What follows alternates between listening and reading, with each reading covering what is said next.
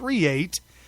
Follow us on Facebook.com/Smith Radio. Follow us on Twitter @Smith Radio. And to listen to all the past shows on our podcast, you can go directly to iHeart, and we created a quick little link for you. It's iHeart.smithradio.com.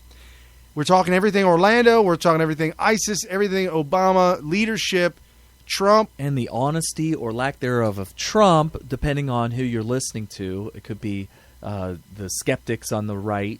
Obviously, they're going to lie on the left. Right. Well, they start talking more and more about that Trump University this week, saying that the girl who was originally the plaintiff, they can't use her anymore because there are letters that she wrote attesting to how great Trump U was. Plus, I think she voluntarily said, you know what, I don't want to pursue this anymore. She left the case, said, I'm done. The lawyers talked to the judge and said, hey, we want to proceed. And the judge is like, hell yeah. Hell yeah, let's get this thing done. I'm glad you asked. Right, because we could roll like this. Because he's paid for. Bought and paid for. By the Clinton administration. And was appointed to one of his judgeships by Obama. Right. So this is clearly a power move. Right. And tied to La Raza. It's just a really messy, sticky mess that has just blown up in the Democrats' face. I'm sorry. It's just this. Well, they're trying to make lemonade out of lemons because they're trying to say, oh, this is a picture-perfect example of Trump's racism. Right. And the reason why they're doing that is because they know that Hillary's university debacle. Oh, my gosh. Is for real. They shouldn't have even brought any Trump University. They should have walked away from it. They should have walked away, just like the war on men. Notice how there's no war on men anymore. Yeah. They had to walk away from that. Because Hillary is the war on women. Oh, did they say war on men? Yeah. I meant war on women. Well, you meant, whoa, man. Oh, right. You could be either one, but whoa, man. Right. Well, you got to identify one way or another. Whoa, man. At this point, does it really make a does it make a difference between whether it's man or whoa, man? I mean, don't make no never mind to me. Trump, was it Reagan tore down the Berlin Wall and Obama tore down the bathroom stall? You never heard that one? No. Oh, that's a meme going around. Yes. Oh, well, and like I said, when Obama came out, Obama saw in his mind that Trump was going to steal the thunder from down under of the transgender thing. Oh, which, by the way, Trump is like the only person in politics and in the media and everywhere else except for people that support Trump, obviously, that is correct on the issue. Leave it to the states. So Obama saw that Trump was going to steal his thunder. He said, no, whoa. You're not going to do that. You're not going to do that. I'm going to take it. And so Obama literally stole the entire transgender bathroom issue, stole it from Trump. Tried. And now that whole men in the bathroom thing is in the media seems to be losing its flavor. It's not working. It's just not. I just love the way Trump handled it. I mean, he was just like, okay, here's my opinion on it, but is this really that big of an issue? No. Well, what's your opinion on it? What's your opinion? I want to know your personal opinion. We talked about this in a previous episode. What difference does his opinion make when his stance on it is that 50 different states can have 50 different policies on it? Right. Him saying, I don't have a statement on it, or I don't have a position on it, other than it should go to the states. He could say, well, yeah, I don't want any men in the girls' bathroom. He could say that. Right. But what difference does it make when there are states out there who will come out with laws that say you can't do that or you can do that? That's why states' rights really important. Absolutely. So as we were talking about just a few minutes ago about Paul Ryan and textbook racism. What do you think of that? And Mitt Romney. Textbook racism. Yeah, Paul Ryan came out, was talking about the Trump U debacle. And said that what Trump did, what he said, I mean, that's textbook racism, right? He actually asked the media. That's textbook racism. Oh, so he was throwing a bone to the media for them to chew on it, and they could run with it. Apparently. See, look, the Speaker of the House just said he's textbook racist. Okay, so... Thank you for that, Paul Ryan. Yeah, so Jeff Sessions came out today to Paul Ryan, quote, get behind Trump or get the boot off of the GOP. You are buckling the will of the people who will fire you. You're bucking the will of the people who will fire you. Well, that was Breitbart or Powdered Wig Society's title, but he actually said, my advice to the listening, and my advice is to listen and accept the will of the people, the Republican voters. The primary party is the Republican voters. So Jeff Sessions is telling them, wow, you need to get behind the Trump, or you need to get off the GOP party. Just get out of the party. If I just go by the words that I read from Sessions, this guy is just perfect VP material. You don't need to hear him speak. You just read his words. Oh, you read his words, you're like, this is perfect. It's amazing. But he's got, I don't know. Is he the best VP candidate? Oh, I love him for the fact that he would bring and I'm just the extreme conservatives that are doubtful. Oh, right. He would bring them to the table. He would also bring them to vote. Be like, for the people that are, I'm gonna teach you a lesson. I'm gonna sit out, Mitt Romney. I'm not voting. Okay. I think he would bring people out to vote. Okay. Well, I mean, also didn't the list of possible Supreme Court justices that he would choose were like ultra conservatives, right? Like the Alito style conservatives. And I now the conservatives that are never Trump right now are like, yeah, but he's not going to pick from that list. He said he wasn't. He's already backtracking. Right. Well, Paul Ryan's got some issues he's worried about in Wisconsin. Is he? We broke this, and we talked about this. This guy, his name is Nealon.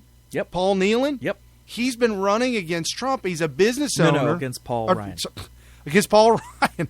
Oh, I got it all on the brain.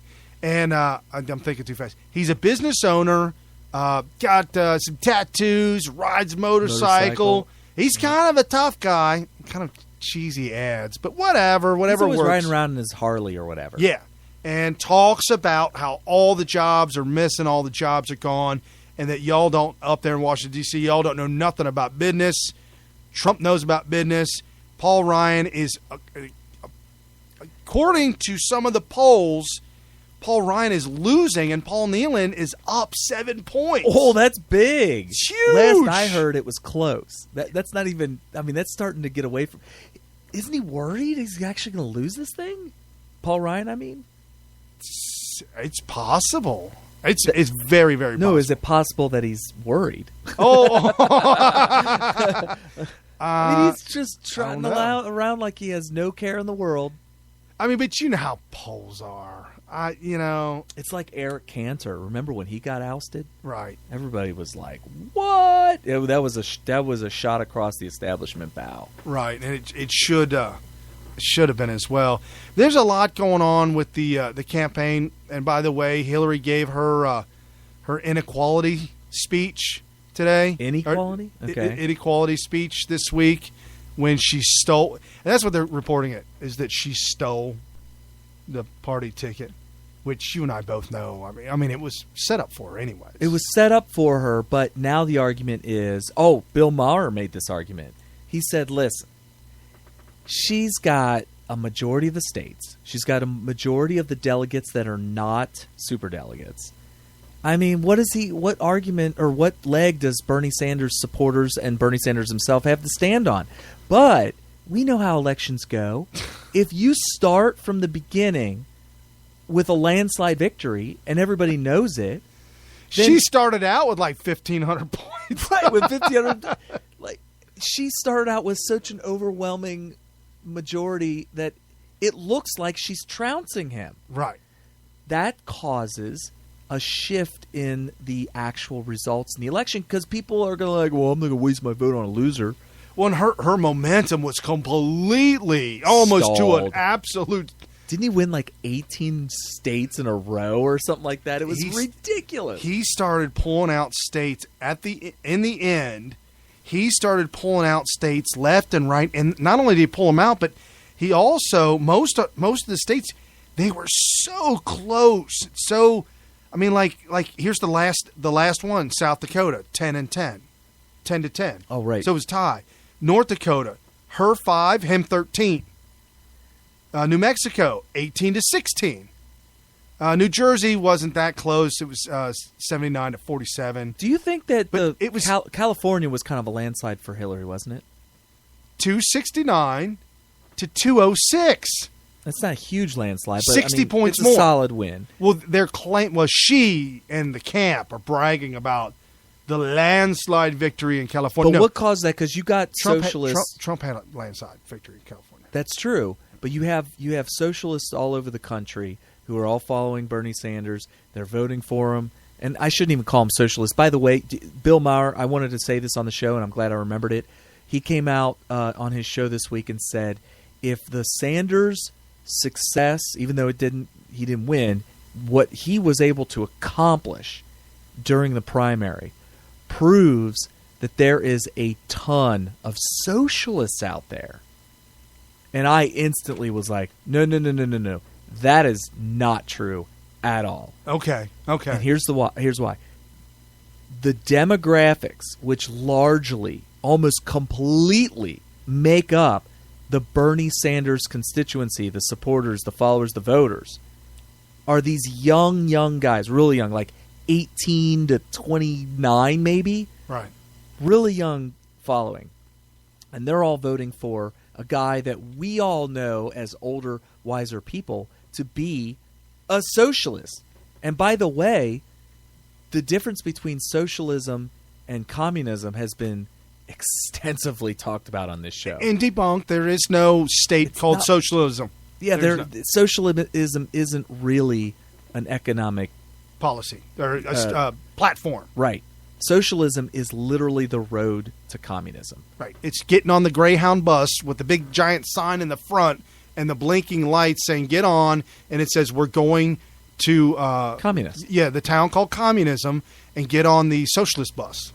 Yeah, the bus is called the socialist bus. Yeah, it's not Greyhound; it's called socialist. The destination is communism. Right. That being said, I disagree with Bill Maher saying that the reason he had success is because there's so many socialists. There's more socialists in America now than there ever has been, and this is a great thing. Oh, he called it Mark's Madness. Not March Madness. Mark's Madness. Oh, I could punch him in the face. Oh. So anyway, no. It shows the success of the propaganda being taught in our education system that has been completely engulfed and taken over at the highest levels, all the way to the top, by actual Marxists who have implemented a curriculum to brainwash our children into voting for somebody like Bernie Sanders. Right. Well, and us, Carrie and I, both have young children, so they've gone through kindergarten, first grade, second grade. What grade is your daughter in now?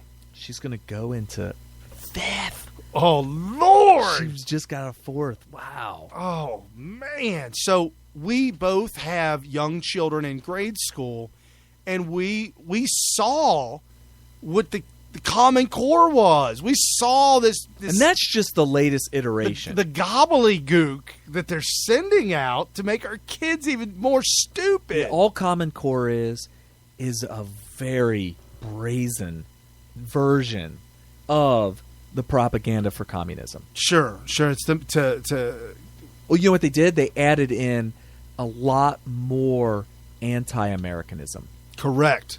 Well, and they teach your children in kindergarten about slavery and how the slaves left the South, ran away from the South, got all the way to the North for freedom. Well, they got on a boat and took the boat to freedom called Canada. Yeah, and we debunked that on a previous show because the numbers of slaves that escaped the South that ended up in Canada, the percentage is